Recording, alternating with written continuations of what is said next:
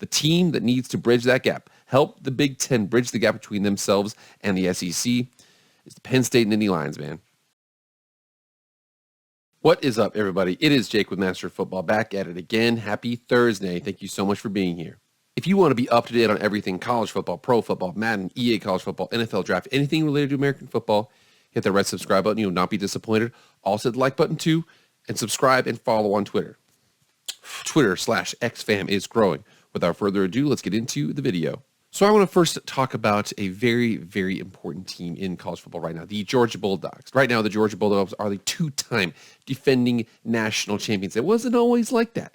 Georgia has had a long-standing history with amazing players. Herschel Walker, Matt Stafford, A.J. Green. They had not won a national championship since freshman season of Mr. Herschel Walker back in 1980. Kind of went through a little bit of drought there. They were in a situation where they were incredibly talented, doing everything that they can, doing a lot of things really well. However, just was not able to push themselves over the limit. That whole situation, being really good, being in an amazing spot, and being able to get to the top but not quite get there, culminated in this game. The 2021 SEC Championship game. Think about this. Georgia had 7 future first-round picks on their defense, still was not able to beat the Alabama Crimson Tide. There's so many times that these two teams would play each other, and Georgia felt like they were close. They felt like they were close, and then they ultimately would lose. Alabama comes to this game, like I said, Bryce Young, a 5'10" quarterback, against the 7 future first-round picks on their defense. 421 passing, 3 touchdowns, ultimately a win. In the history between those teams, since 2008, it was Alabama. And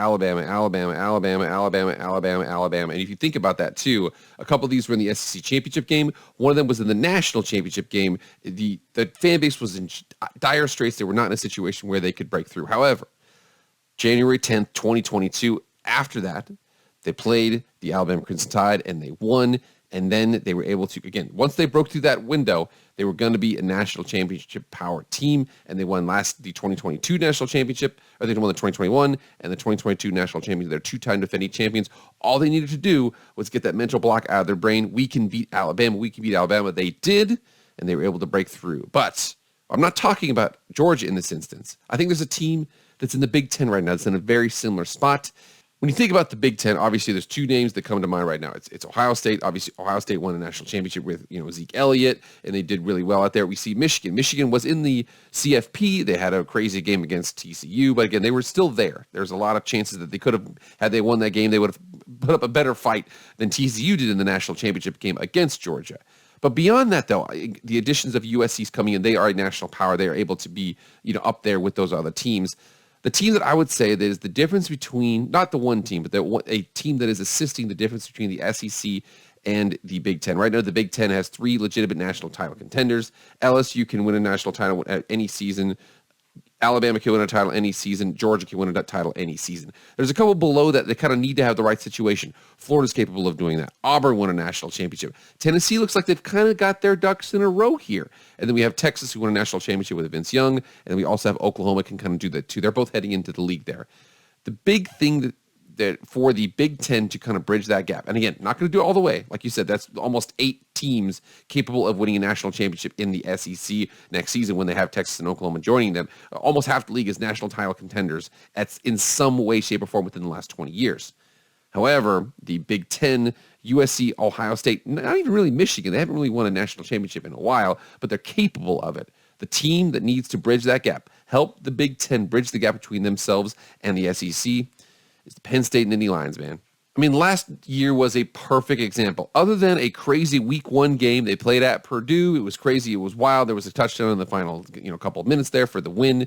There was a Purdue guy who had a pick 6 back, and then he threw up in the end. It was a really cool highlight out there. But other than that, every single other game here, if you look at the scores here, every single other game that Penn State played, they won 11 games. They won 10 of them by double digits. They had 1 game week 1, which was a 4-point win on the road. However, looking at their 2 losses, played at Michigan, played Ohio State at home, lost 41-17, gave up 400 rushing yards in the game, and then played Ohio State 44-20, 31 at home. Again, might not be the same situation with Georgia where they had one opponent where they just couldn't get by, which was Alabama. And they did lose back in the day when they had, Aaron Murray, they went to the SEC championship game and they lost to LSU. So you could maybe throw them in there, but I'm not going to throw them in there now. I'm going to basically just say Alabama was the team they had to beat to get to where they wanted to go. Penn State has 2. Ohio State and Michigan last season won every game and won 10 of them by double digits. Still couldn't beat Michigan, still couldn't beat Ohio State. And coming over to see James Franklin's history, you can see the fact that he does a really good job of turning programs around. For him, Vanderbilt, 2011, 12, and 13, originally 6 and 7, then 9 and 4 and 9 and 4. That's Vanderbilt.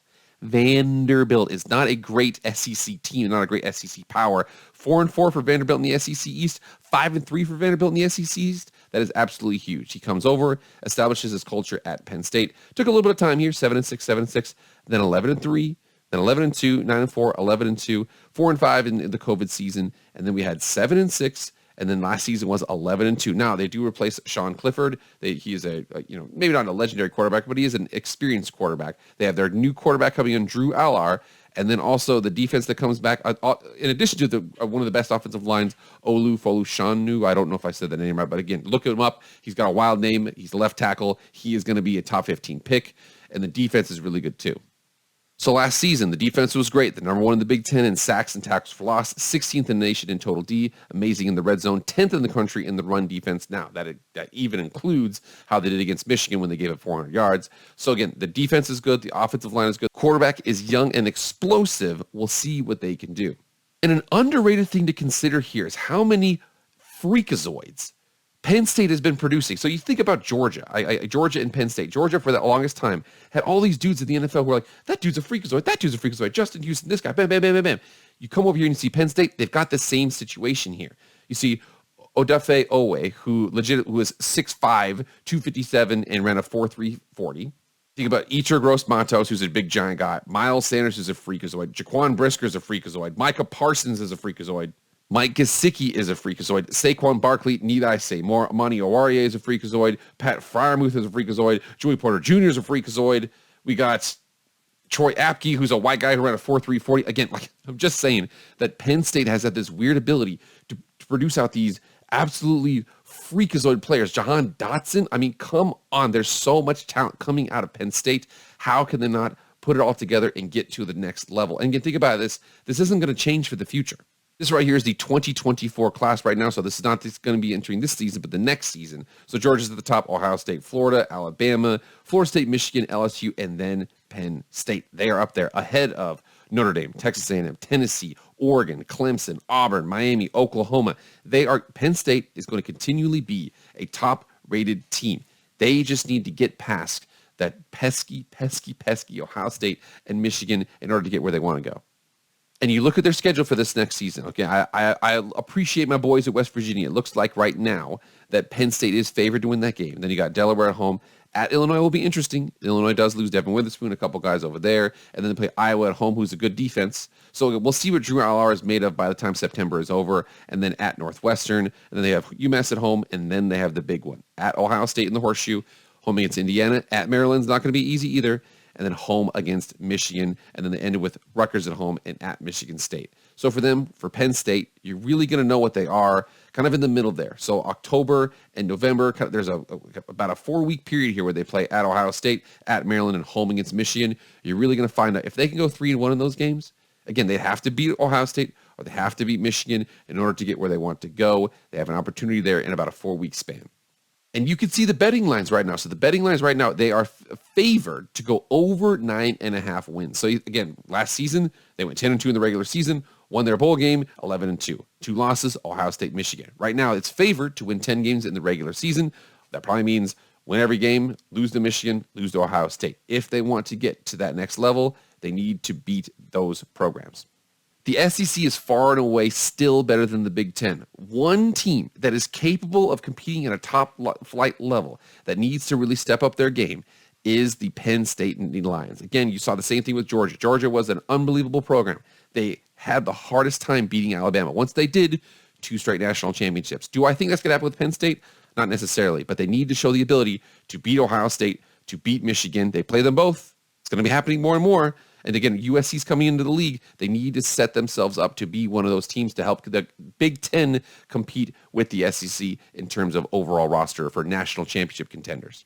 All right, guys, get in the comments right now. Let me know what you guys think. Again, I think that Penn State, they would help the close the gap between the SEC. The SEC has so many teams that are capable of winning a national championship. That's the reason why they're considered the best conference there. Not because the middle and the bottom, but because any given season, anybody who wins that league is capable of going all the way. Penn State needs to show that everyone that, again, Penn State's going to have a good opportunity here where they're going to, especially when we go to a 12-team playoff, they could get an at-large bid into the playoff, surprise a couple of teams and get themselves into a semifinal game, maybe a final game, something like that. They need to do that because right now they're just having the hardest time with Michigan. They're having the hardest time with Ohio State. But again, if they want to get to the next level, going to have to beat those teams on a regular basis. All right, guys, thank you so much for being here. Remember, please like, share, comment, subscribe, do all that stuff. I really appreciate it. That's it for me, guys. I'll see you guys later. I am out.